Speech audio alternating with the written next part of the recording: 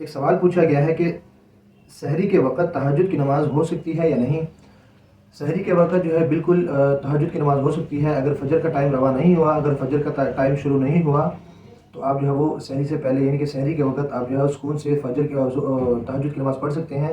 उसको जो है वो जो नफ़ल नमाज़ पढ़ेंगे वो तहज्जुद में शुमार होगी और आप जो है वो उसको जो है वो तहज्जुद में काउंट कर सकते हैं। लेकिन शर्त ये है कि सहरी का टाइम जो है वो ख़त्म ना हुआ हो और फ़जर का टाइम शुरू ना हुआ हो, तो आप जो नमाज़ पढ़ेंगे सहरी के वक़्त, तो उसको जो है वो जो तहज्जुद की नमाज़ ही कहा जाएगा।